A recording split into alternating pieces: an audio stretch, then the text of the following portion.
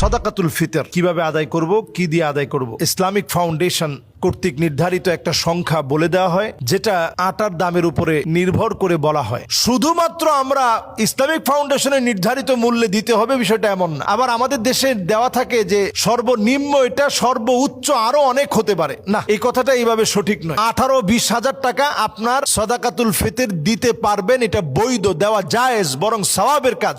আমি প্রত্যেক বছর এটা বাড়ানোর চেষ্টা করি এবং এটা কখনো আমরা ভালো একটা খেজুরের হিসাব করে দিই, এতে করে আল্লাহ তাআলা আমাদের বরকত কমায় নেয়, বরকত বাড়িয়ে দিয়েছে। আমরা নিজেরা যদি ইসলামিক ফাউন্ডেশনের দিকে তাকিয়ে না থেকে বরং শরীয়তের মানদণ্ডে আমি যদি সাদাকাতুল ফিতর আদায় করতে চাই, এটা আপনাকে অনেক দামি করবে আল্লাহর কাছে। প্রিয় ভাইয়েরা, সাদাকাতুল ফিতর আমি আপনি দেই কেন দেই? এটার মধ্যে আছে তু'মাতুন লিল মাসাকিন, মিসকিনদের জন্য খাদ্য আছে এই সাদাকাতুল ফিতরের ভিতরে। আর তুহরাতান লিস-সাইমি মিনাল লাগওয়ি ওয়ার রাফাস, রোজাদারের যে ত্রুটি বিচ্যুতি, অনেক সময় রোজা রেখেও কিছু ভুল ত্রুটি হয়ে গেছে, অন্যায় হয়ে গেছে, এই গুনাহগুলো আল্লাহ তাআলা মাফ করে দিবেন সাদাকাতুল ফিতরকে দিয়ে। প্রিয় ভাইরা, আর আল্লাহ তাআলা আপনার এই অর্থ দিয়ে আরেকজনের খাদ্যের যোগান দিবেন, খাদ্যের চাহিদা পুরা করবে। তো দুইটা পরিমাপ বলা হয়, এটা আমরা না বোঝার কারণে প্রত্যেক বছর ইসলামিক ফাউন্ডেশনের দিকে তাকায় থাকি। একটা হচ্ছে 1 সা আর একটা হচ্ছে অর্ধ সা।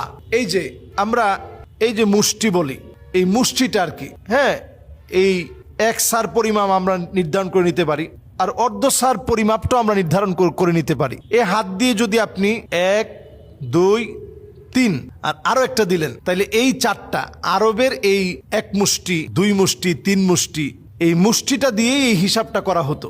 তখন তো আমরা যেভাবে পরিমাপ করি এরকম পরিমাপ খুব কম ছিল, পণ্য দিয়ে পণ্য বেচাকিনি হতো। তো এইভাবে তারা হাত দিয়ে এইভাবে মুষ্টি করে করে দিত। তো সেই যুগে খেজুর দেওয়া হতো, পনির দেওয়া হতো, কিশমিশ দেওয়া হতো। তো 3 কেজি 600 গ্রাম, হ্যাঁ, এই পরিমাণ যদি আপনি আটারটা নির্ধারণ করেন তাহলে হয়তো কম আসবে, আটার দাম কম। আপনি যদি এটা কিশমিশ দিয়ে চিন্তা করেন তাহলে দাম কিন্তু অনেক আসবে। 3 কেজি 300 গ্রাম, এর চাইতে একটু বেশি কম, তাহলে কিন্তু অনেক চলে আসবে। এরপরে যদি আপনি খেজুর দিয়ে দিতে চান, সুযোগ আছে।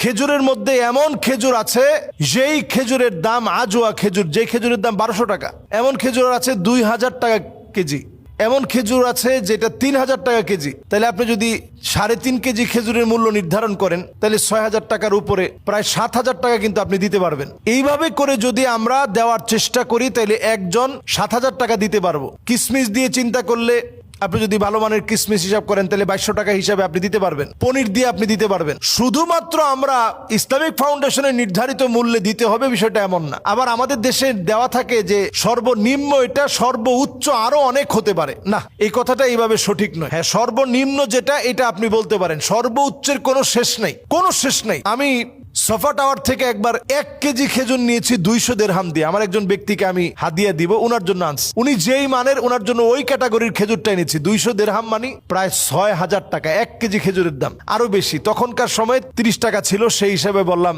যে আপনাদের কাছে 200 দিরহাম মানে 6000 টাকা। তাহলে আমরা 1 কেজি খেজুর যদি 6000 টাকা হয়, তাহলে আপনি 3 কেজি 300 গ্রাম খেজুরের দাম যদি নির্ধারণ করেন, তাহলে আপনি চিন্তা করেন 18-20 হাজার টাকা আপনার সাদাকাতুল ফিতর দিতে পারবেন। এটা বৈধ, দেওয়া জায়েজ, বরং সওয়াবের কাজ।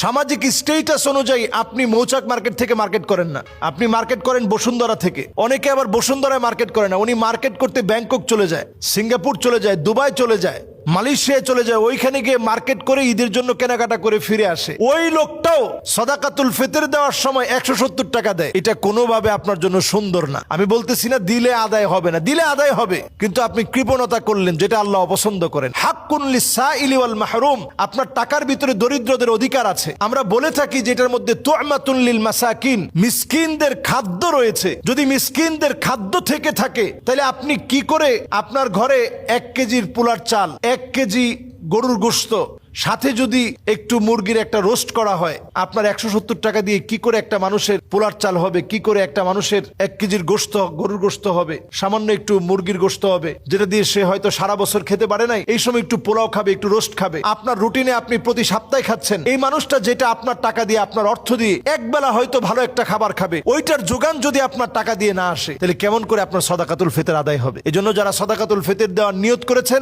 আমরা আমাদের সন্তানাদি, পরিবার পরিজন প্রত্যেকের সাদাকাতুল ফিতর আমরা আদায় করব, একটা বড় অংশ দেওয়ার চেষ্টা করব। আলহামদুলিল্লাহ, আমি গর্ব করে বলি, আমি প্রত্যেক বছর এটা বাড়ানোর চেষ্টা করি এবং এটা কখনো আমরা ভালো একটা খেজুরের হিসাব করে দিই, এতে করে আল্লাহ তাআলা আমাদের বরকত কমায় নেয়, বরকত বাড়িয়ে দিয়েছে। এবছর ইনশাআল্লাহ সাদাকাতুল ফিতর আমরা আমাদের সামাজিক স্ট্যাটাস অনুযায়ী, যে যে স্ট্যাটাসে বসবাস করে তার স্ট্যাটাস অনুযায়ী আমরা আমাদের আশেপাশের লোকদেরকে দিব, আত্মীয় স্বজনদেরকে দিব, গরিবদেরকে দিব, পাড়া প্রতিবেশীদেরকে দিব। আমাদের ইভেন কাজের লোক যার হয়তো সাদাকাতুল ফিতর যার উপরে আবশ্যক না, তার দিতে হয় না, তাকে আপনি একবেলার খাবারের টাকাটা দিয়ে দেন। তাকে যদি আপনি 2-3 হাজার টাকা দেন, তাহলে সে সুন্দর একটা ঈদের জামা কিনতে পারবে, সে এই টাকাটা দিয়ে সুন্দরভাবে ঈদটা কাটাতে পারবে। আল্লাহ তাআলা সাদাকাতুল ফিতর দিয়ে এই জিনিসটাই চান। আল্লাহ আমাদেরকে বোঝার তৌফিক দান করুক। আসসালামু আলাইকুম ওয়া রাহমাতুল্লাহি ওয়া বারাকাতুহু।